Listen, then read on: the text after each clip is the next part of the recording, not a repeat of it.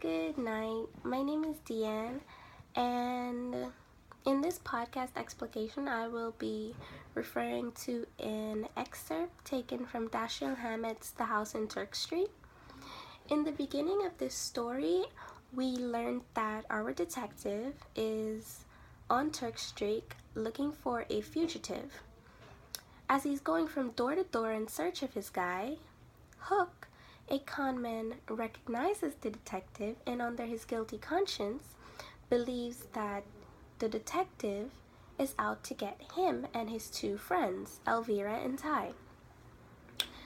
As a result, he devises a plan to capture the detective and kill him.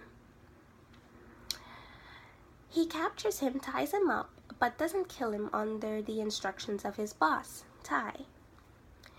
We later learn that the Chinese man, Tai, is in possession of 100,000 bonds, which Elvira and Hook plan to confiscate and escape with, and also kill Tai. During the altercation that Hook stirs up with Tai, Elvira switches the bonds with a bunch of magazines, unbeknownst to all the participants in the scene, and they eventually leave. Ty returns, hands our detective a gun with one bullet, and cuts loose one of his restraints and leaves.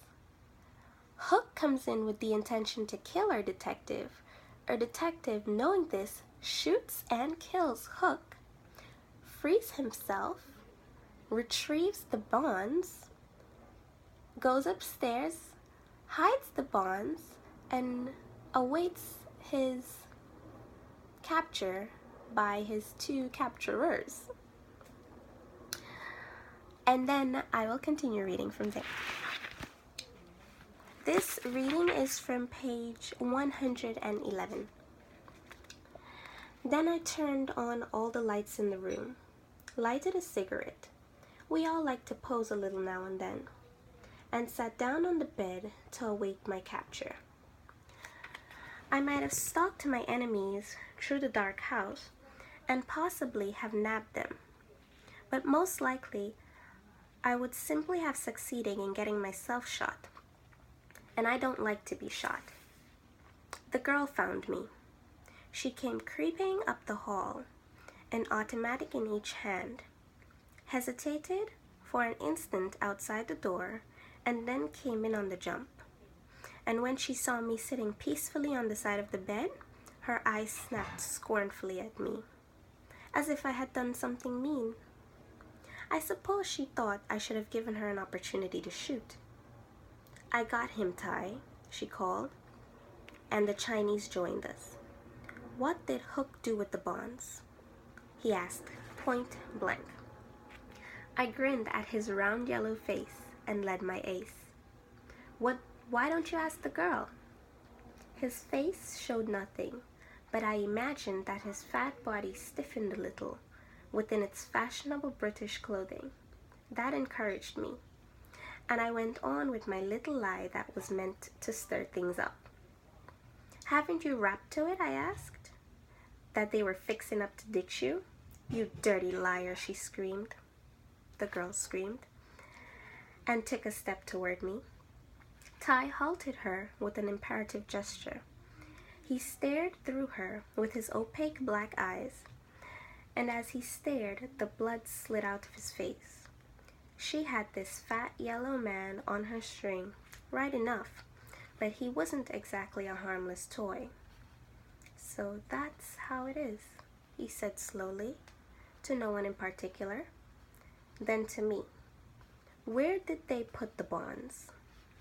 The girl went close to him, and her words came tumbling over each other. Here's the truth of it, Ty, so help me God. I switched the stuff myself. Hook wasn't in on it. I was going to run out on both of you. I stuck them under the couch downstairs, but they're not there now. That's the God's truth." He was eager to believe her and her words. had a ring of truth to them. And I knew that, in love with her as he was, he'd more readily forgive her for treachery with the bonds than he would forgive her for planning to run off with Hook. So I made my haste to stir things up again. Part of that is right enough, I said. So the first thing I would like to comment on is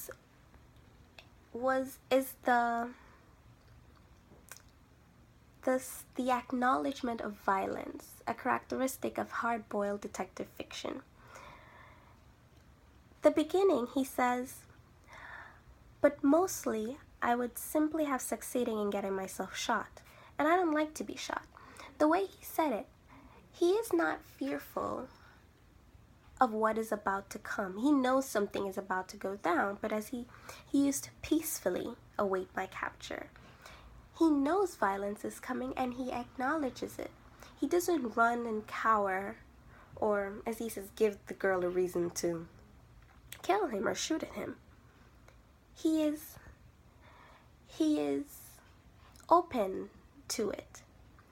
Another example is how not only he is though, but his captors also are.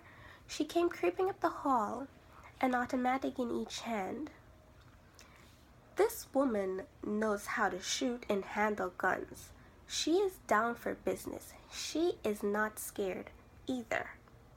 She was like, I will kill you if I need to. That is one. Another characteristic of this contemporary detective fiction is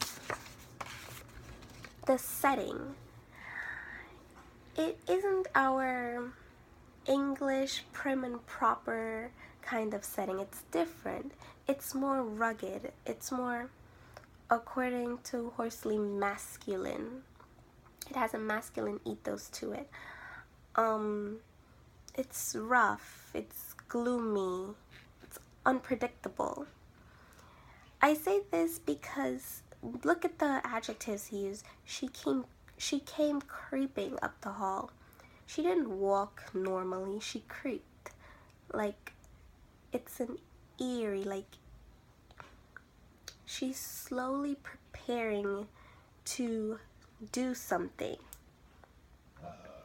He also uses another point to note is his method of his detective method.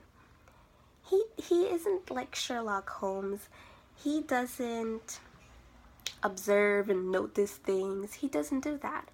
What he does is he pins Ty and Elvira against each other in hopes that, in my opinion, one might get angry at the other one, kill the other one, so that he will be given an advantage. It'll be like a fair fight, one-on-one, as opposed to him against both the Chinese man and Elvira. Another thing that kind of sets the scene is the words he uses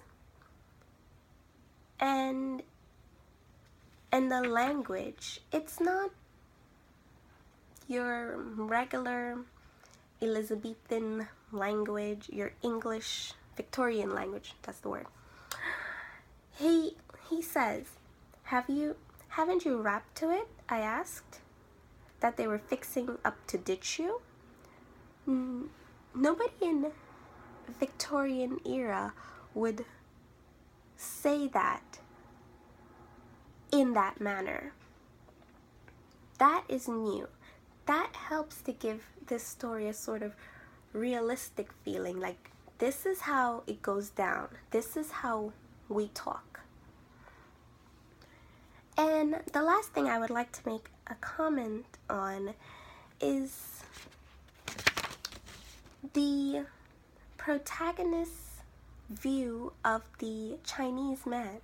He doesn't refer to him, even though he knows his name is Tai, he doesn't refer to him as Tai. He refers to him as this round yellow-faced guy or this yellow man. It's different, like maybe he has a slight apprehension for this fellow because of his race.